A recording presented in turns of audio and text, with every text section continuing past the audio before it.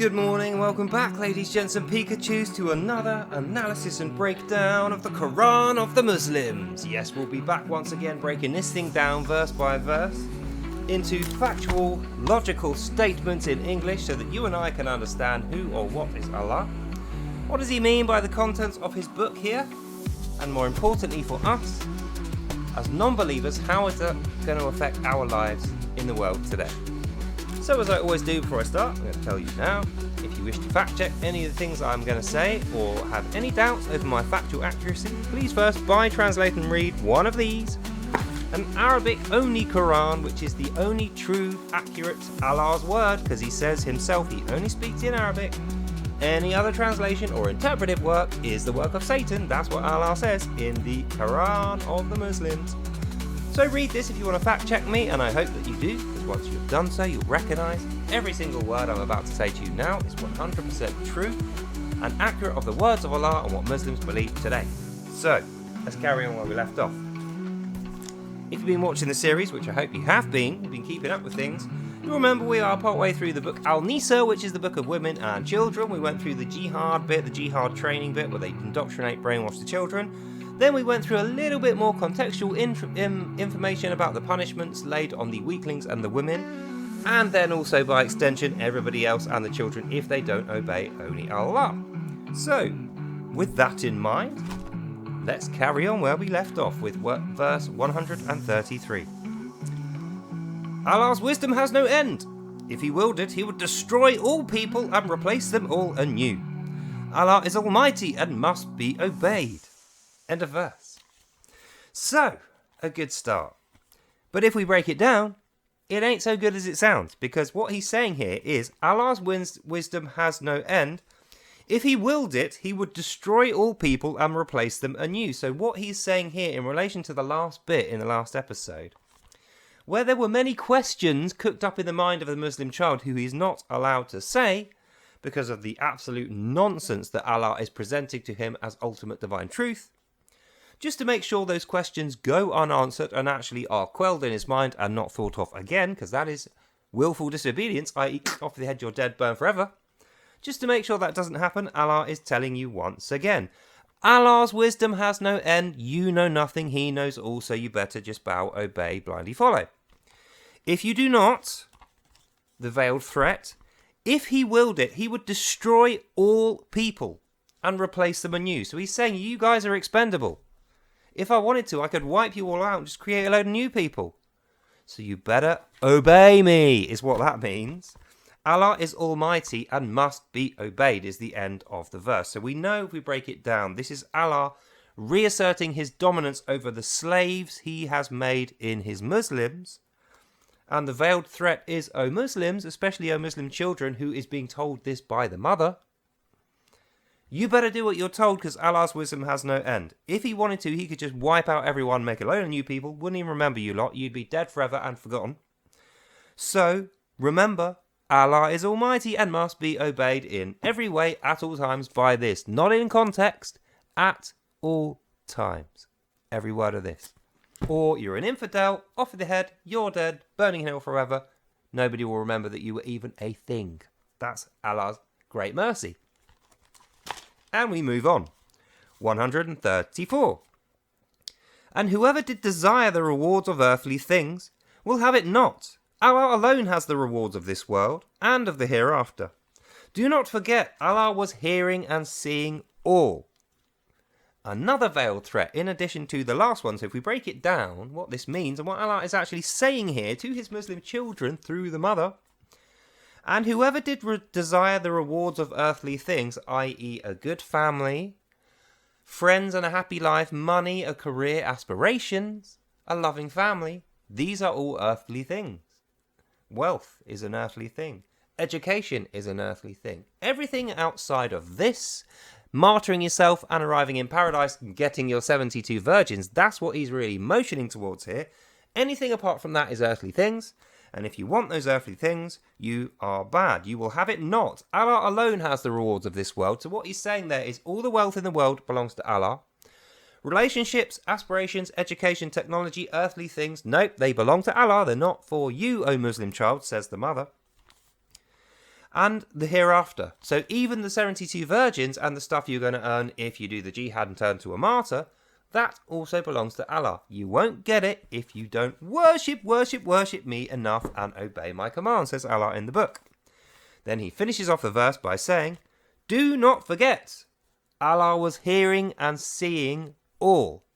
There's nowhere to hide from this guy. He hears all, including your thoughts. He sees everything you do, even the stuff you don't think he does. So, Muslim child, don't think you can get away with running to another country, for instance, and not obeying Allah, or maybe hiding a secret lie from your family. Allah will know, and that means he will punish you. That's why he's saying this. And we move on. So the next verse is a little bit longer, but I feel like this is the meat and gravy. We need to understand this verse if we're going to get through this with any comprehension. That is the goal. So, let's go. 135. O ye believers! Stand firmly upon Allah's words and bear witness for him, even if it's against yourselves, even against your parents or teachers, rich or poor alike. Allah alone has right of your command. Follow not your own desires and wants, lest you will swerve from Allah's justice. Allah sees all you do and is fully aware which way you did turn. End of verse. So, that's one of my favourite and simultaneously worst things that he's ever said. O ye believers, he's talking to you, Muslim child, through the mother. The mother's telling the child this, but this is directly speaking into the child to put fear into them. O ye believer, stand firmly upon Allah's words and bear witness for him. Stand firmly upon this. Stand firmly upon Allah's commandments and everything he said in here, and bear witness now to the fact that Allah is up there looking at you, making your mum teach you this stuff, even though you don't like it and you disagree with it, you've got questions and doubts. No, you don't. You follow this and nothing else, otherwise you die and you don't get your virgins. Even if against yourself. So what Allah is saying in this verse is, even if you don't like it and you find good moral or logical reasons not to do it, even if you've got evidence and other sources that prove this to be not in fact truth, Allah's still going to punish you for arguing and being disobedient, because he tells you what truth is. You don't know what truth is unless he tells you, and he tells you through the Quran of the Muslims, this very book here. So he is again putting a veiled between the lines implied threat here to his Muslim child through the mother's teachings, which came from the father, which came from the imam, which came from here. And that threat is this: O ye believers, stand firmly upon Allah's words in his Quran and bear witness for him being the only divine God, no others exist. Even if against yourselves, even if Jesus Christ appears to you, touches you on the head, says you're saved, and you see a load of miracles, it's Allah. That's what that means. Then he goes on. Allah alone has right of your command, so even if you did see Jesus and he appeared to you, touched you on the head and saved you, Allah owns your soul. You can't. You can't go to Jesus, even if he saves you, because Allah owns your soul. You're his slave, is what that means. Follow not your own desires, lest you will swerve from Allah's justice. Which makes it sound like swerving from Allah's justice is going to be a bad thing, but what he should have said is swerve from Allah's mercy. Once again, we find a mistake in there. Allah's justice is his punishment and his chopping of heads and his burning of people on roasting hot coals, putting them in hell with Satan forever. Or actually what he said was Allah, but he meant Satan. Satan in hell. That's his justice. So you want to swerve Allah's justice. Allah's justice isn't nice. Allah's justice is 100% punishment. So what he's actually saying here, if we are smart about the language he's using, which we are, follow not your own desires, i.e.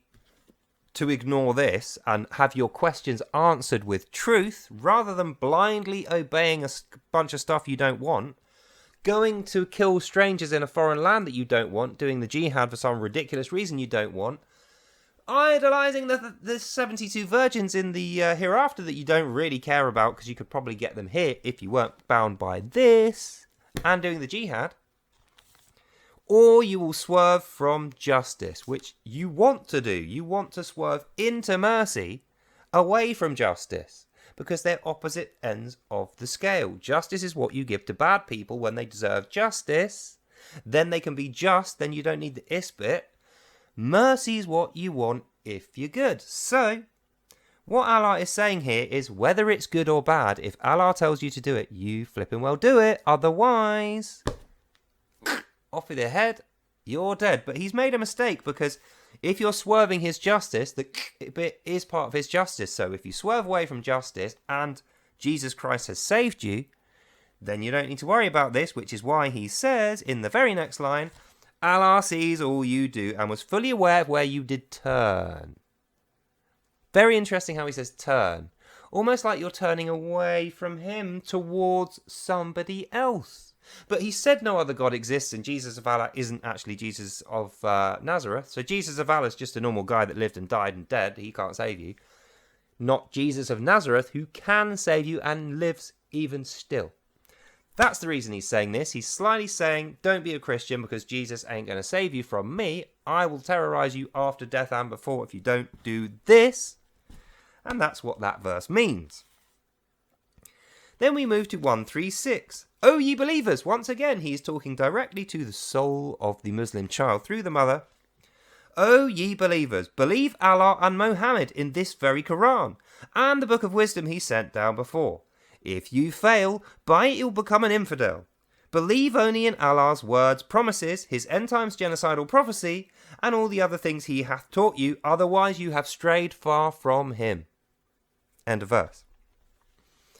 So, bearing in mind the last few verses when he's been going, nothing to see here with Jesus of Nazareth, he definitely can't save you, I'll be watching, threat, threat, threat, you won't get your virgins, and I will punish you, you'll be swerving away from my justice, which actually means you're swerving towards Jesus' mercy, so do that, is the unsaid bit. But anyway, believe in Allah's words and promises and his end times genocidal prophecy, i.e. go and do the jihad, that's what that is. If you don't, you have strayed far from him. But there's no threat at the end of that. So it's almost like if you're straying towards this Jesus guy, he can't speak against him for some reason. Have you noticed that?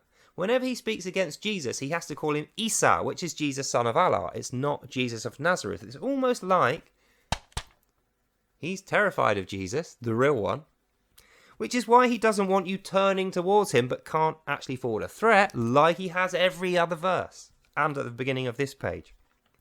So in conclusion of 136, O ye believers, you better believe in Allah and Muhammad and the Quran and the book of wisdom he sent down before. Actually, though, he can't remember who he sent it down to, so perhaps he wasn't the one that sent it, he just read it after someone else left it lying around.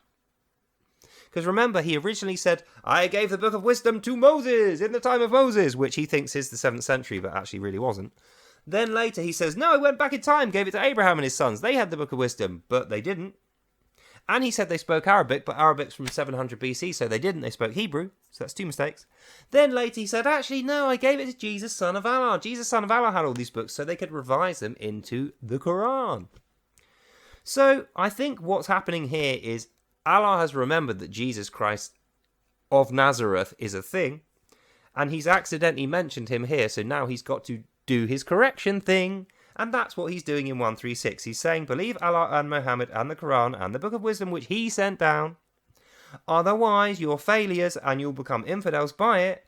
You won't be believing Allah's words, promises, and his end times genocidal prophecy, and you will have strayed away from this towards the other guy who is Jesus, son of Nazareth, the actual Christ and Saviour who is Lord, not him.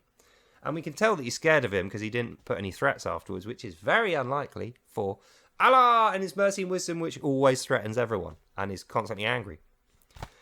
So that brings us to our last verse, 137. And be mindful, he who believes, then believes not, and is doubtful of both, increases their infidelity by it. And Allah will never forgive this. His guidance will not be theirs. End of verse, end of reading. And we reach the crux, the most important part of this. Let's go through it. Let's break it down. So after the bit about the threats, the bit about accidentally mentioning Jesus of Nazareth and then saying, no, don't turn towards him, don't believe him, he's not real. Well, he didn't actually say that because he's scared of him. Didn't have any threats or anything. He just said, believe in Allah's words, promises, end times, genocidal prophecy, or you have strayed. And before that, he said, believe Allah and Muhammad and the Quran. It's almost like begging, please, you must believe me, trust me, bro. And then we know this is confirmed in 137 because he says, and be mindful, i.e. this is the bit you remember, and that's why it's at the end. Be mindful, O Muslims. He who believes in Allah and the Quran and the end times genocidal thing, then doesn't believe it because they start turning towards Christ, then has doubts about it and turns back to the Quran so they don't get beat, starved, admonished, or thrown out the colony, then in secret goes back towards Jesus because he is a compelling guy and his truth is actually solid, and unlike this, you're not going to be threatened with death if you don't believe it. It's up to you. It's your choice. If you go between one and the other and you end up with Jesus, or if you don't, if you end up here, the fact that you've thought about Jesus at all in your life means Allah will never forgive this. His guidance will not be theirs, and there's no threat at the end of it. So, Allah won't be able to forgive you if you start turning towards Jesus. His guidance will no longer be yours, but he doesn't say because he's going to take it away from you, because he earlier said he'll forgive every other sin but this. But what he's not telling you, O Muslim child, is when you turn towards Jesus of Nazareth, you won't be turning back. And it won't be because of threats of Jesus, neither will it be threats from Allah. The reason his guidance will no longer be yours is because in your own head and heart you will decide this Quran of the Muslims is a load of nonsense, and you know in your heart this is not true. You know in your heart this guy is not God, this Allah dude who is Satan, who is evil and horrible, threatens you constantly and wants you to do ridiculous things like go on a pointless war and kill strangers you've never met, have 7 wives when you just want to have one who loves you. So don't turn away. There's great peril in turning away, but it doesn't tell you what that peril is, and it's because when you turn away, you're going to be turning towards Christ of Nazareth, who will save you and deliver you from the evil of the Quran, of the Muslims and Islam in full forever. Amen. That is what you will end up doing if you turn away. All you need to do is trust yourself, which he told you not to do, but if you do it, you'll find out why Allah's so keen that you don't trust yourself, that you blindly obey. That's the end of this video, so I hope you enjoyed that and you learned something. God bless, and I'll see you in the next one at 4:15 this afternoon. Without Lies, Islam Dies will be back, and so will I. So I'll see you then. Bye now.